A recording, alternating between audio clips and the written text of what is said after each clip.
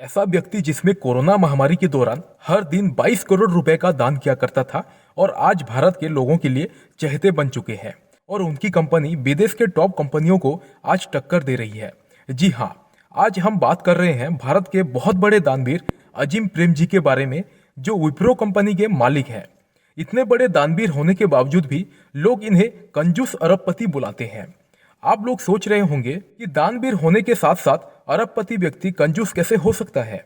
अगर आप इस सभी सवालों के जवाब जानना चाहते हैं और अजीम प्रेमजी के सक्सेसफुल स्टोरी को गहराई से जानना चाहते हैं तो इस वीडियो को शुरू से लेकर अंत तक बिना स्किप किए देखें। आपके सभी सवालों के जवाब इस वीडियो में मिल जाएंगे। अगर आपने अभी तक हमारे चैनल को सब्सक्राइब नहीं किया है तो जल्दी से सब्सक्राइब करके बेल आइकन को दबा दें, ताकि फ्यूचर में हम आपके लिए जितनी भी सक्सेस स्टोरी लेकर आए उसके बारे में आपको पता चल सके। तो चलिए वीडियो को शुरू करते हैं।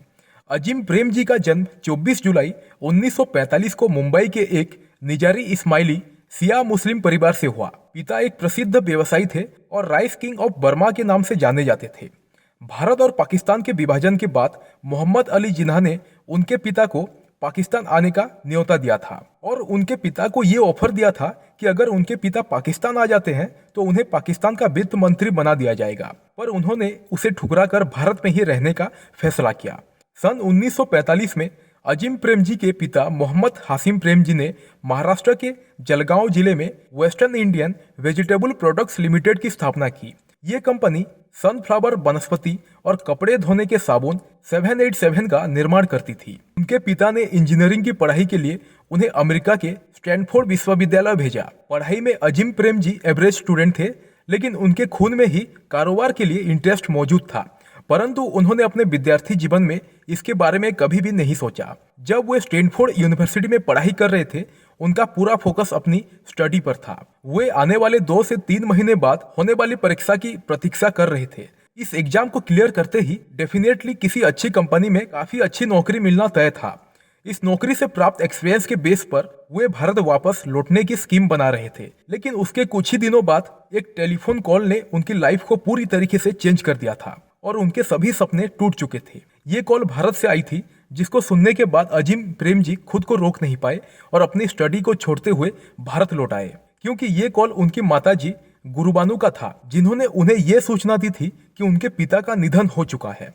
उनका निधन हार्ट अटैक पड़ने के कारण हुआ था। अजीम की माताजी गुलबानू, जिन्होंने ये खबर उन्हें दी थी, उन्हें तुरंत भारत बुलाया था। इस दहला देने वाले समाचार को सुनने के बाद अजीम किसी भी हालत में घर वापस जाना चाहते थे। उन्हें पता था कि घर पर सिचुएशन काफी क्रिटिकल है, गंभीर जिम्मेदारियां उनका इंतजार कर रही थी। अजीम प्रेमजी को अभी तक भी अपनी आंखों पर विश्वास नहीं हो रहा था कि ऐसा भी कुछ हो चुका है।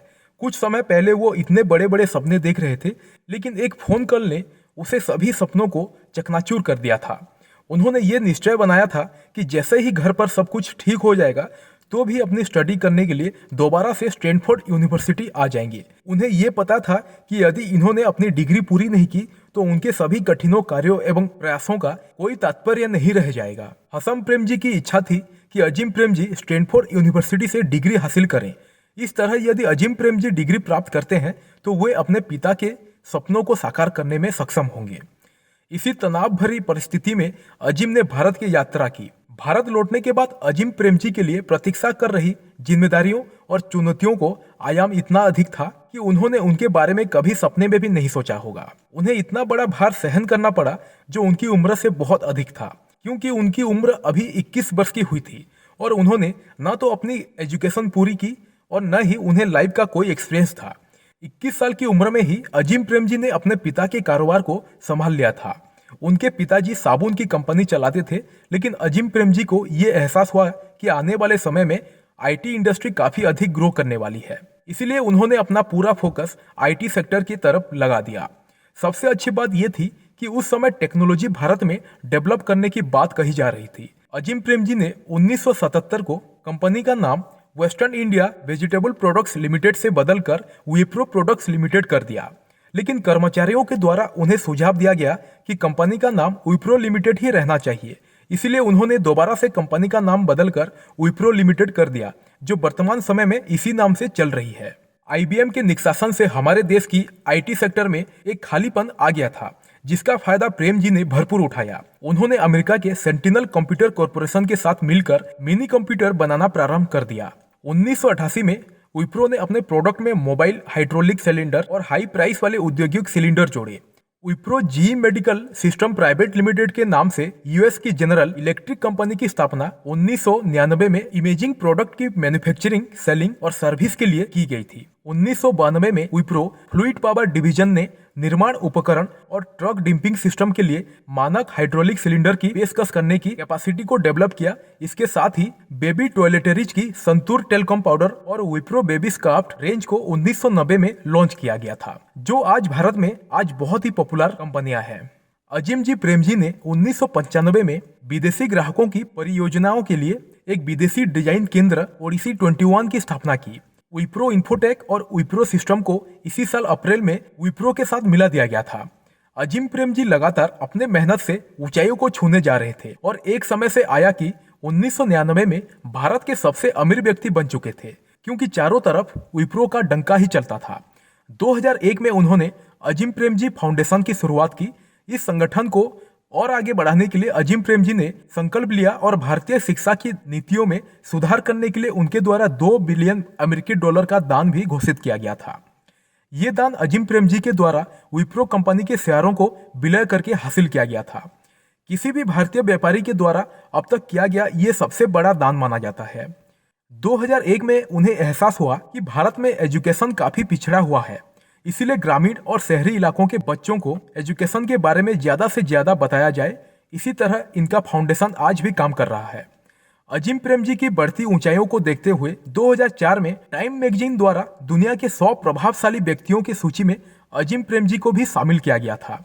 अजीम प्रेम जी ने 2014 में कनाडा की एनर्जी सेक्टर की एक कंपनी के साथ 1.2 अरब डॉलर का डील की और ये डील 10 साल के लिए की गई थी और ये इस कंपनी की सबसे बड़ी डील थी। इस डील से कंपनी को बहुत अधिक बेनिफिट होगा, जिससे चलते 2016 में अलग अलग सेक्टर से जुड़े हुई कंपनियां उन्होंने खरीदना शुरू कर दी, जिसमें दुनिया की कुछ बड़ी कंपनियां भी शामिल थी। विप्रो के संस्थापक अजीम प्रेम जी के दादा ने कभी सिर्फ 2 रुपए प्रति सप्ताह से शुरुआत करके सबसे बड़ी राइस ट्रेडिंग कंपनियों में से एक की स्थापना की थी। 75 साल बाद ये कंपनी अब एक मल्टी बिलियन डॉलर कंपनी बन गई है, जिसके कई सेक्टर में बिजनेस है। प्रेम जी ने कहा है कि ये सब उन्होंने एक सरल से सिद्धांत पर किया और वो था ईमानदारी की सिद्धांत। 2019 में अजीम प्रेम जी ने विप्रो कंपनी के एग्जीक्यूटिव चेयरमैन पद से खुद को हटा लिया और इस समय विप्रो कंपनी के एग्जीक्यूटिव चेयरमैन उनके बेटे रिशाद प्रेम जी संभाल रहे हैं। ये कहना तो गलत नहीं होगा कि अजीम प्रेम जी को उनके पिता की संपत्ति मिली थी, लेकिन उन्होंने अपने बिजनेस मॉडल को अपनाते हुए आज कंपनी को इतनी अधिक ऊंचाइयों तक पहुंचा दिया है। वर्तमान समय में विप्रो कंपनी की नेटवर्थ 26.14 बिलियन से भी अधिक की है और इस कंपनी में काम करने वाले कर्मचारियों की संख्या 2.5 लाख से अधिक की है। इस तरह 1945 में शुरू हुई विप्रो कंपनी आज इतनी बड़े मुकाम पर पहुंच चुकी है। इसके पीछे कहीं ना कहीं अजीम प्रेम जी का सबसे बड़ा योगदान रहा है।